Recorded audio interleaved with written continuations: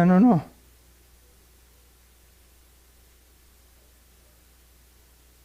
Oh, well. It's not turning backwards either. I guess my thing's not working. It says it's fully charged. That's why I came a little closer. Anyway, one of the themes of Joshua is, for me and my house, we'll serve the Lord. That's what we've always tried to do. Like all of you, I'm imperfect at it. But praise the Lord, He forgives us, right? Isn't that wonderful? Anyway, we were at the point, if you recall, when Joshua entered the promised land, they crossed the river. What did they do? They went to Jericho, right? Remember, it had Rahab and all that stuff? And what were they instructed by God to do? Destroy every last living creature in there, including the animals and the people, except for Rahab and her family. All the stuff was part of the harem curse, had to be dedicated to the Lord. And, of course, we know the story of Achan. He took some of the valuables, and God pointed him out. And when they went to Ai, the next town, they lost horribly. And up to that point, the Canaanites were all in dreadful fear of the Israelites, because they defeated all the kings, Bashan and Og, all the way up. And they knew what they'd done to the Egyptians, and they were terrified.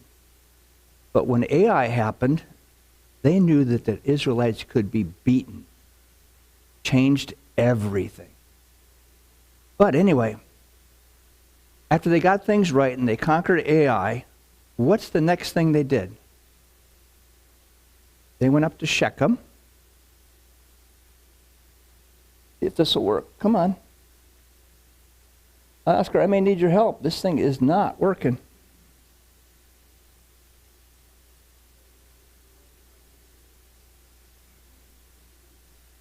Who wants to push the...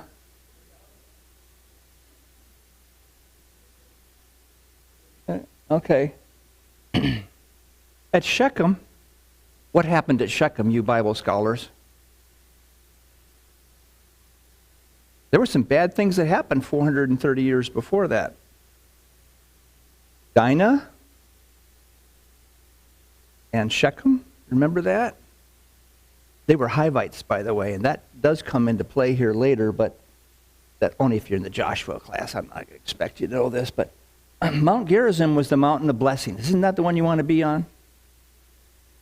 No. You want to be on the mountain of curses. Mount Ebal is the mountain of curses, because we're all under a curse, and there's only one way out of it. And that's where God instructed them to put an altar of sacrifice so their sins could be forgiven. I want to be on Ebal so I can get the blessing, all right? And one of the interesting things, let's see, half of them were on Mount Gerizim and half of them were on Mount Ebal, and they read the law of Moses to them and the law of blessings and curses, and especially from Deuteronomy they read that as well. I will bless those that bless you, and I will curse those that curse you. And he said to the Israelites from Deuteronomy 28 on, if you do what I tell you to do, I will bless you, and if you do not, I will scatter you. I will be against you.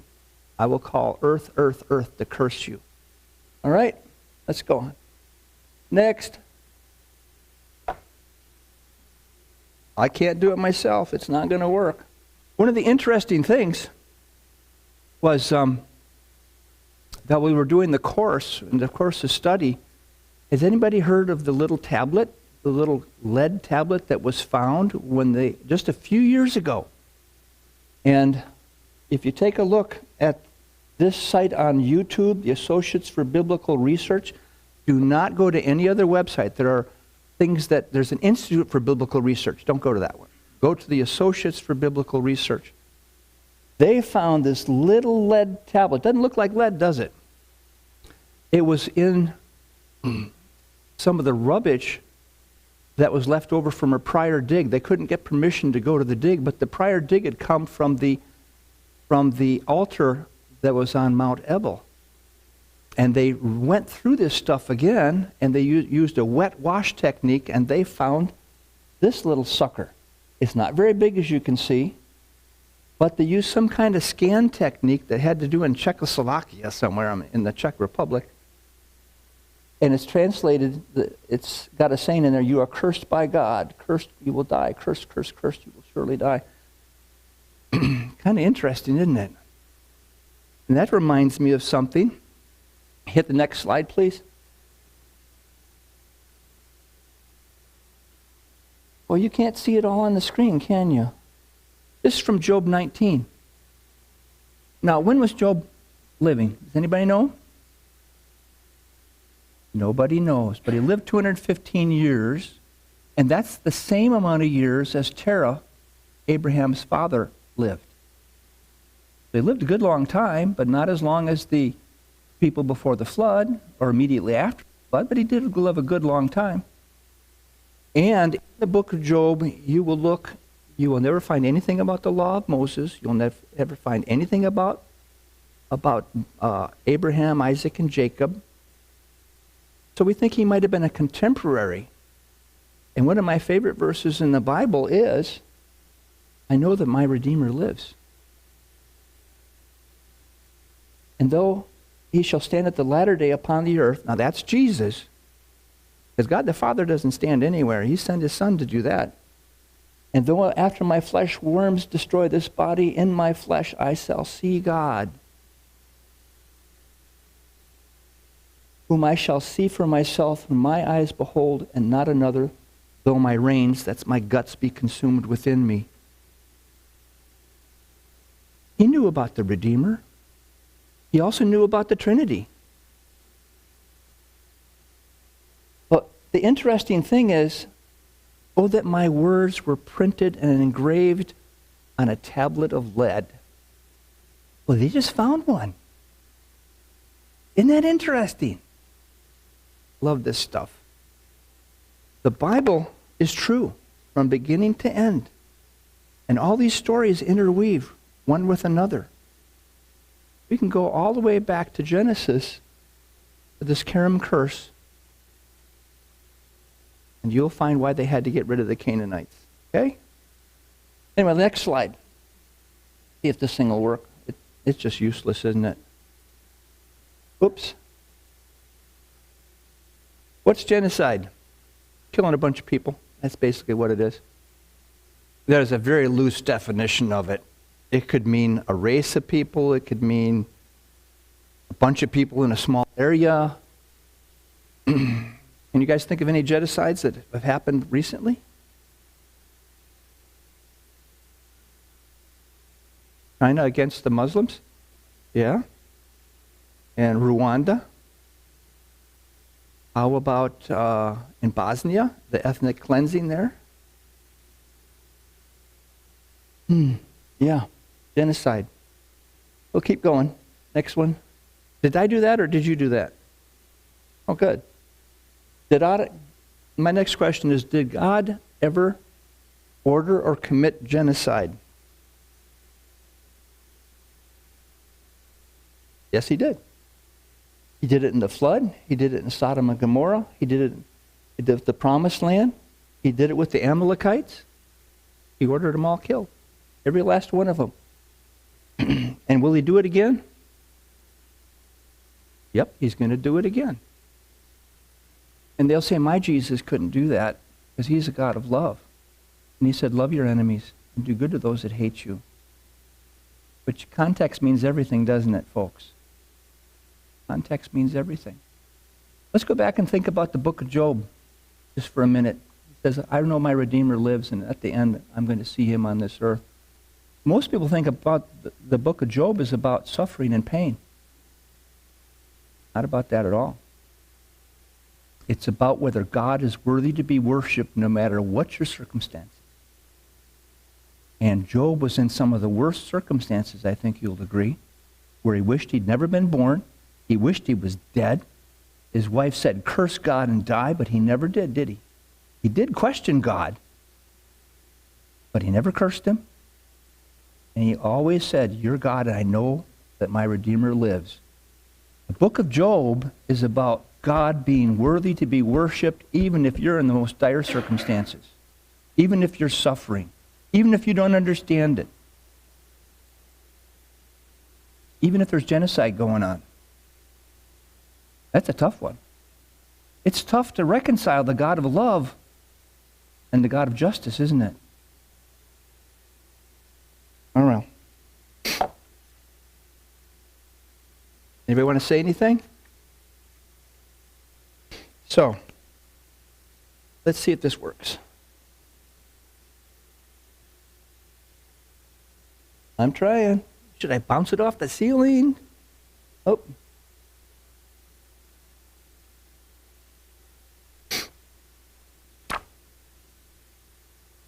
Anyway, what's the problem? God's curses, do they contradict Jesus' command to love thine enemies? How can a loving God murder or command others to murder babies? That's been a problem for Christians for years. Don't you think? Doesn't it make you feel a little uncomfortable? Makes me uncomfortable. But then you say, God is good. When's he good? He's good all the time. And yet he said, kill all the babies. Kill them all. We don't have such heartbreak of killing men and women. They're all grown up. They made their choices. That they could be evil. But babies? They're innocent, aren't they? From our human perspective, young babies and young children are innocent. What does it say in Romans? All have sinned and fall short of the glory of God. How many people are parents here? When did your kids start lying to you? No, they started lying to you when they were in diapers yet. And they wanted attention, or they were just mad about something. They started lying from the day they were born. And yet, the Bible does call them innocent. And it calls many people innocent. It upbraids people for destroying the innocent and hurting the innocent. Well, who are the innocent? Well, they're the righteous people. Or the people that don't have any choice. Or the people that didn't commit that sin. There are lots of innocent people. We're innocent because God declared us innocent. Right? But what's the difference between God and man?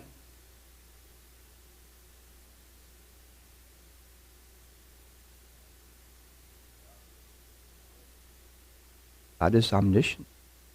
He knows. He knows. And I'm one of those guys that think, God's middle voice is, he knows what would happen if someone were faced with different circumstances. Would they believe? He knows. He knows who wouldn't believe. Ever. He knows who would rebel against him for all time. And you look in the book of Revelation, which I just showed you, saying, yes, the angel of death is coming. He's going to kill a quarter of the earth's population at God's command. Is that a genocide? Yes, it is. And yet it says, despite all this stuff, they still cursed God and would not repent of their sins and turn away from them. Did they deserve it? Yep. Did they deserve it? The difference between God and man, Deuteronomy 32:4. He is the rock. And the rock is Jesus, by the way. The New Testament says when you see rock in the Old Testament, Jesus. 1 Corinthians 10:4, and they all did drink of the same spiritual drink, and they all drank of that spiritual rock which followed them, and that rock was Christ. Anyway, it says, he is the rock. His way is perfect. His work is perfect. For all his ways are judgment, a God of truth and without iniquity. Just and right is he. Of course, the atheists would scoff at it. Liberal Christians would say, well, he didn't really mean it. We have to reinterpret this. John 17, it's not just the Old Testament that talk about God's righteousness, it's the New Testament. Oh, righteous Father, this is Jesus talking. The world has not known thee, but I have known thee, and these have known that thou hast sent me. Talking about the disciples and the others. The difference between God as man, when he condemns people, he knows what he's doing, and we don't. Right? So, the difference between God and man when it comes to genocide, how about rationale and goal? How about justice versus injustice? And by the way, when Pol Pot murdered all those Cambodians, was he doing it for a righteous cause? Was he doing it for the greater good? Or was he doing it for his power? Does God need to kill people to show his power? He does not. But people do, right? And in terms of effectiveness, even Adolf Hitler couldn't kill all the Jews. He was ineffective. When God did the flood, he killed everybody. Right? When he did Sodom and Gomorrah, not a person survived, except for those that fled. Lot and his family, right? So God's different. He's effective, and we people aren't so effective. But man-based genocides often include torture and rape and personal gain. Now, one could argue that when the Israelites went into the promised land, they did get personal gain. They got houses that they didn't build, and they got vineyards they didn't plant, and all that stuff. But did they do it for that purpose? Well, probably some of them did, but God told them to do it. God told them to do it. So, the typical answers from Christians, and I skipped a slide. Come on. They say the command to Joshua was hyperbole, and he didn't really mean for them to kill all the men, women, children, and babies. He just wanted those escape. I'm telling you that no group escaped except for the Girgashites. They're the only ones, and the Gibeonites. They're the only ones that got out. And the rest that remained polluted the Israelites just like God said they would. And otherwise they'll say the judgment was intended for the expulsion from the land rather than genocide. That's not the way I read it. The Israelites did the mass slaying but were mistaken in believing that God had commanded it. Well, that doesn't really fit. That turns the Israelites into a ravening bunch of wolves that just were totally out of control. Like our soldiers at My Lai. Remember William Calley and the My Lai massacres? I never blamed him for that. In wartime, men go crazy, and they don't see people as people. They see them as targets, and they can just go nuts. That's what happened at My Lai. You put people under a lot of pressure, and you give them guns, and sometimes they go nuts. And it's a terrible thing. Anyway, and then the other people say, well, the mass killings never occurred. Oh, really? Not what the Bible says. So either you believe the Bible or you don't. And a lot of these people are liberal Christians. They just pick and choose what the Bible says, and they ignore the rest. And I got this from a website from a guy named Paul Coulter. I agree with most of what he said, but there were other ones. I like this quote of his. In particular, the thought of young children being killed is troubling. Yes, it is. One thing we must remember is that death is not the end. Is it? Not the end. In fact, the judgment, spelled judgment wrong, faced after death is much more serious than any judgment resulting in physical death. Maybe that's English spelling. Is that English spelling? Oh well. Because it determines the eternal destiny of a person. We can trust God to deal fairly with the innocent children who died in the invasion of Canaan, who could not be held responsible for the sin of their culture or their religion. I sure hope that's true. I believe that God is just and he'll take care of those types of things. But anyway, that's one thing that was said. But what did God say? In Deuteronomy 20, it talks about people that live outside the land in the first verses. And it says, if they make peace with you, make peace with you. If they want to make war with them. You know, that type of thing. But it says at the end, but of the cities of these people, we're talking about in the promised land, which the Lord thy God has given thee for an inheritance, Thou shalt save alive nothing that breathes, but thou shalt utterly destroy them, namely the Hittites, the Amorites, the Canaanites, the Perizzites, the Hivites, and the Jebusites. Sounds like he ordered them to all be killed. Can you see that any other way? I can't. Anyway, this is taking a little long. I'm going to skip a few things here. These are just quotes from rabbis that totally disregard the biblical text. And they said, no, he let everybody go. They were just supposed to warn the cities and they could flee. They just totally rewrote it. The Girgashites were also included in that, but according to Arnold Fruchtenbaum, the Girgashites fled to Africa, and the 31 Canaanite kings listed in chapter 20 decided to militarily confront the Israelites. And the Gibeonites, of course, they're the ones that fooled the Jews with the worn-out clothes and all that kind of stuff, saying that we come from a far country and we want to be your allies. Totally fooled them. And but why did God order the genocide? Come on, you've got to have opinions. You've had to have thought of this before. Well, the primary reason is because he wanted to keep the Israelites from temptation. But of course, some of those people from those nations might have gotten saved at some other time. Was there a famous Hittite that worked for David?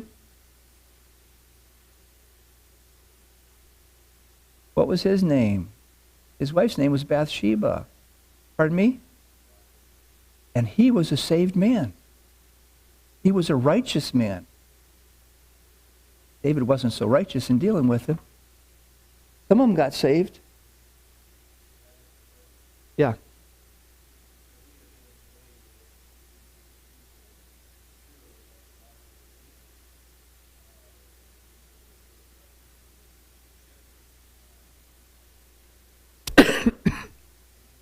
Yeah, he wanted to keep them separate.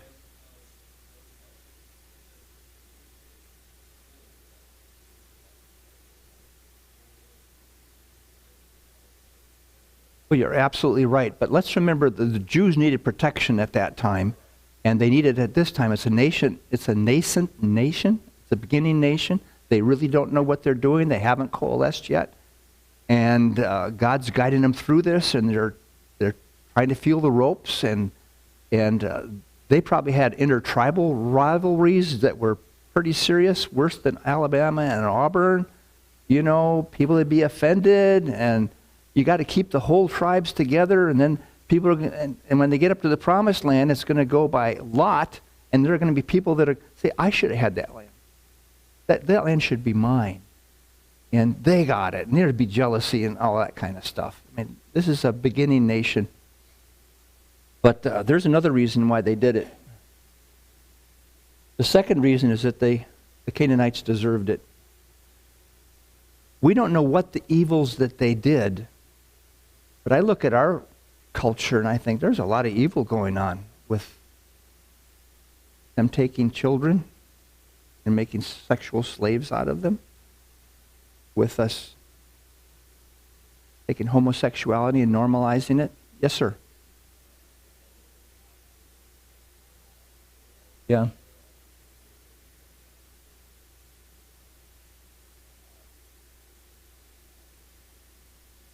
I was talking to Mike Rule. How do you pronounce your name? Rule? Earlier about, I was a graduate of Wisconsin. A number of years ago, the students at Wisconsin were selling T-shirts, bring back the lions. They wanted the Christians killed. It could happen again, folks. It could happen again. Bring back the lions. I'm not proud of that. And I'm a graduate of that beautiful university. You've been to the University of Wisconsin. It's a beautiful campus. A lot of nice people. Don't trust them. Don't trust them. They deserved it. They had a chance to change, but they refused. Remember when Abraham was a missionary to them, folks. When I go through Genesis, I don't see Abraham as some milquetoast fellow. He set up his tents right next to centers of worship. And I think that Melchizedek might have been one of his converts. But it didn't stick, did it? It didn't stick. They knew the righteous things of God. They knew what God had done to the Egyptians after Sarah, and they went over to Egypt and then came back. They knew that Abraham was blessed. They knew they should follow Abraham, and yet they didn't do it. They shook their, I don't care what you say, God. I'm going to do it my way. You ever feel like that yourself? No? The devil's always prowling looking for us, looking for our weaknesses. Sometimes we invite him in. We're still saved, but sometimes we're capable of evil too, right? Yeah. Abraham was a missionary to those peoples. In Leviticus, God said, the land is defiled. The land is defiled. Where am I here? Therefore I do visit the iniquity thereof upon it, and the land itself vomiteth out her inhabitants. For all these abominations have the men of the land done, which were before you, and the land is defiled. We're now in a country that calls evil good and good evil, aren't we? And I'm sure it bothers you just like it bothers me. And yet we got to make converts one by one. We got to be wise as serpents and innocent as doves. What does that mean? Who's the serpent? We got to be wise as the devil, yet still innocent. Right? Anyway, secondary reason. In Deuteronomy it said, speak not thou in thine heart. After that the Lord thy God hath cast them out from before thee, saying, for my righteousness the Lord hath brought me in to possess this land. But for the wickedness of these nations the Lord doth drive them out before thee. Not for thy righteousness or for the uprightness of thine heart dost thou go in to possess their land, but for the wickedness of these nations the Lord thy God doth drive them out from before thee, and that he may perform the word which the Lord sware unto thy fathers Abraham, Isaac, and Jacob. And I'm firmly convinced that once we turn our back on Israel, God's blessing's gone. Country.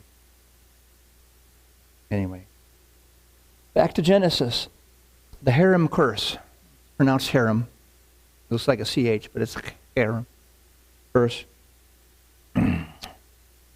First be Canaan. This is the fulfillment of the curse from Genesis.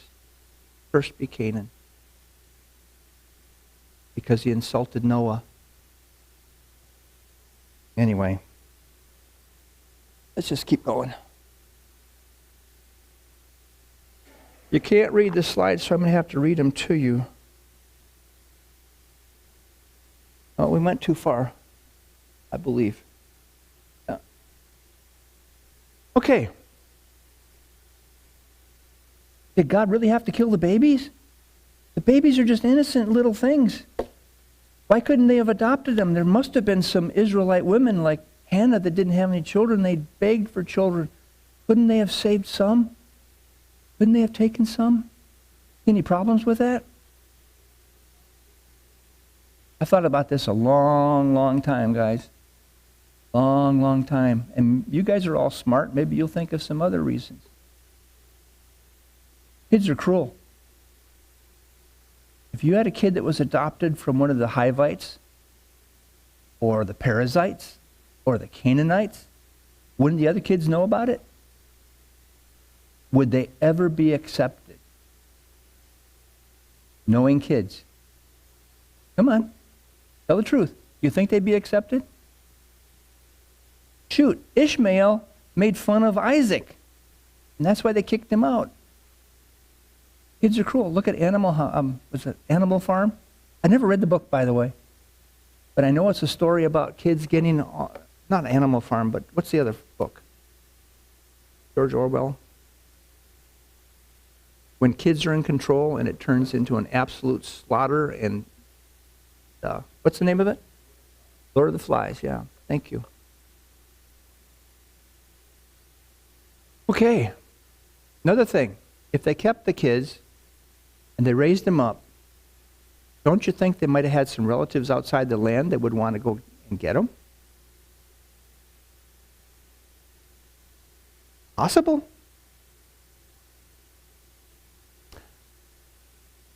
Anybody adopted in here? Did you ever want to know who your birth parents were?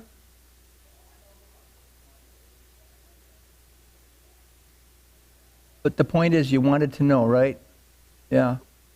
Well, they've kind of whitewashed this, but Joni Mitchell, the famous singer and songwriter, had a child out of wedlock and left her and didn't even know where she was.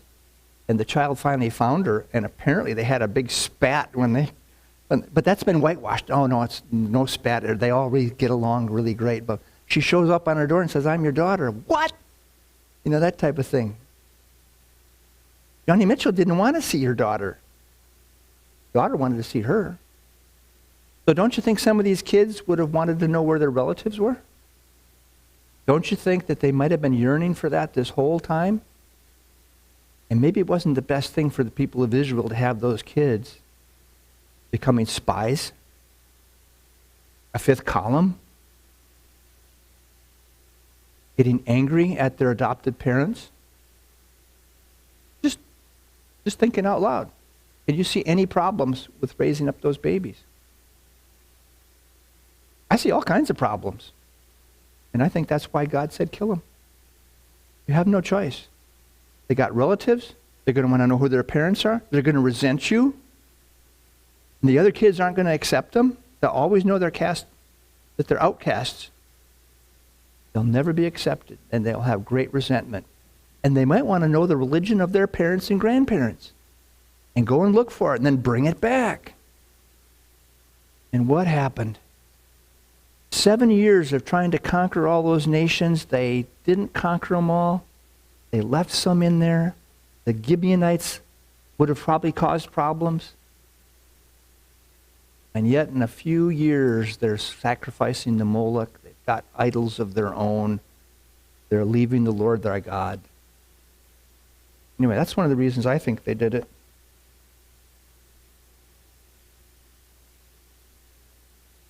Do you remember Agag, the Amalekite, in 1 Samuel? God, through Samuel, said, kill them all, even the babies. They specifically mentioned babies. And Saul didn't do it. And you heard from Drew a couple of weeks ago. By the way, I just praise the Lord for this church, for guys like Bill and Drew, and I know there are other really good teachers in here. And we got some good teachers in here, don't we? I really appreciate you. Really, really appreciate you guys. At any rate, who was Haman?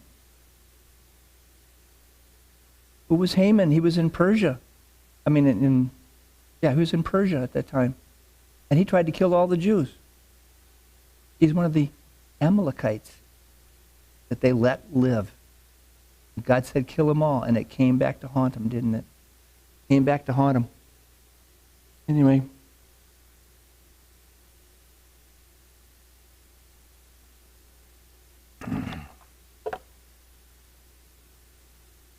Which time? Oh, we got plenty of time.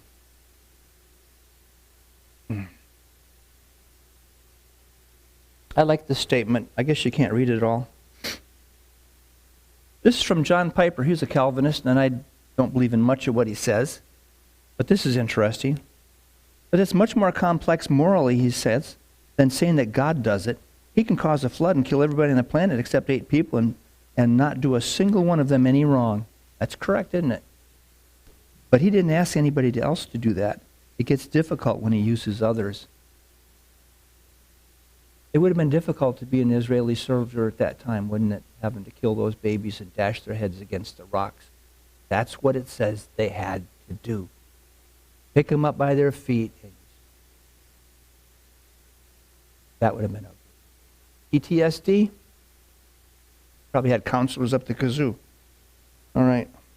And I love this. This is another quote. This is not from Piper, though. Whoops, that went too far. This is from Apologetics Press. Who knows about Apologetics Press here in Montgomery? You ever heard of it? Anyway, how incredibly ironic that the atheist, the agnostic, and the skeptic, and the liberal all attempt to stand in judgment upon the ethical behavior of God when, if one embraces their position, there is no such thing as an absolute, objective, authoritative standard by which to pronounce anything right or wrong. As the French existentialist philosopher Sartre, I think his name Sartre, right? Or admitted, everything is indeed permitted if God does not exist, nor are we provided with any values or commands that could legitimize our behavior. The atheist and agnostic have absolutely no platform on which to stand to make an moral or ethical distinction except as the result of purely personal taste. The mere fact that they concede the existence of an objective evil is an unwitting concession that there is a God who has established an absolute framework of moral judgment. They didn't have a leg to stand on to criticize the Bible or to criticize God. When God ordered the killing of those, he did it in a righteous fashion. They deserved it. He wanted to purify his people. And he knew that if he kept any of those babies, they would have been seeds to infect the nation. That makes sense? Okay. Questions? Did you know they were skiing in Israel? They got skiing in Israel. It's on Mount Hermon. About 1,400-foot vertical drop. That's not too bad. It's twice as high as well, did you learn to ski while you were out west? Pardon me? Snowboarding? Well, at any rate. I just thought that was neat. Okay, we've done here a little early, so let's go on to something else. Hey, can you get me to slide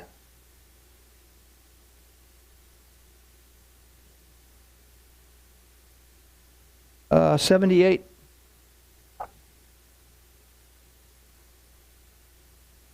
Have you guys been going through Genesis?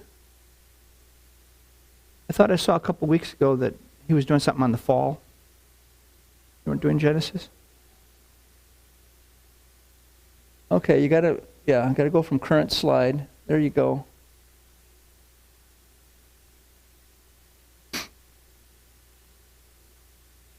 How long did Cain hate his brother?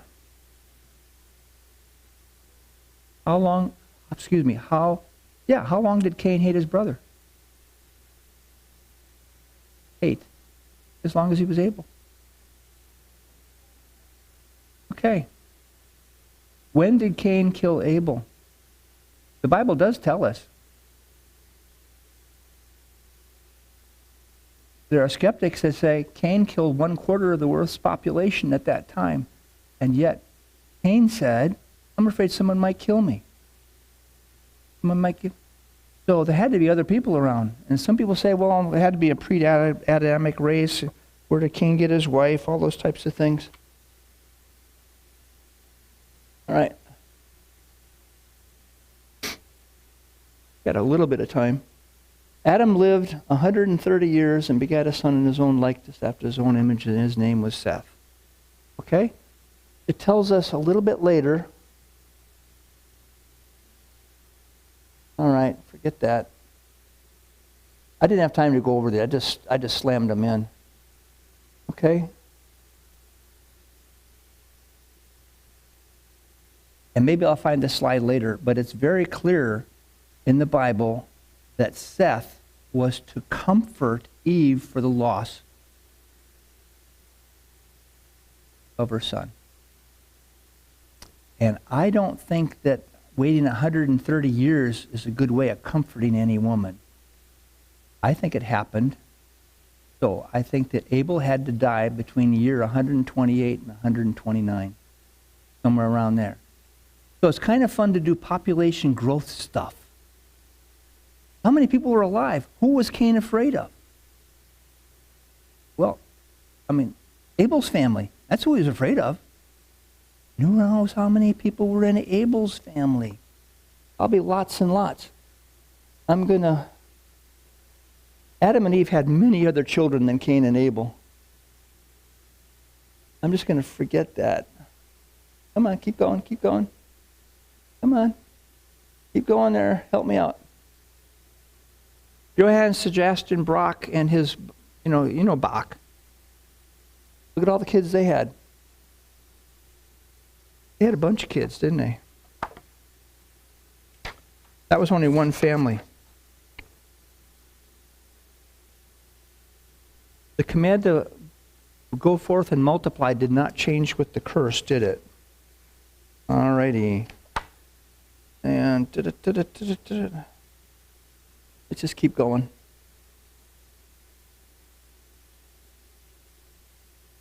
All right, I'm going to do the studies. Tells you when all these lived. All right, come on, keep going.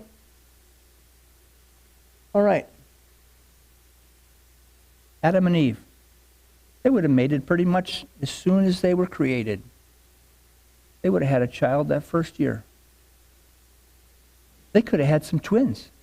They could have had triplets. I mean, after all, it said, go forth and multiply. And I just figured they had a kid every year. Might have had some twins in there, daughters born, yada, yada, yada, yada. And the chart at the right shows an 8% growth rate, but it could have been more than that, okay? There were no genetic defects, and nobody died. Come on. Next. Come on.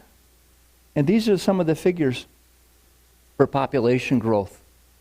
If you assume a 20-year per generation,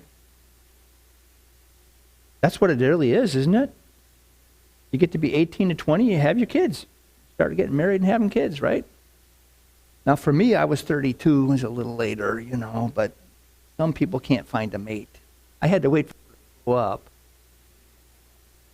At any rate, you plug in some of those population figures, and actually a biblical, if you take a really low number, it had around 41,000 people in 130 years.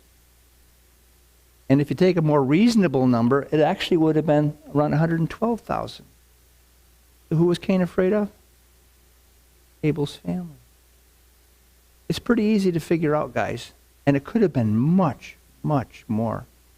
Anyway, I guess that's about all I got. So, prayers.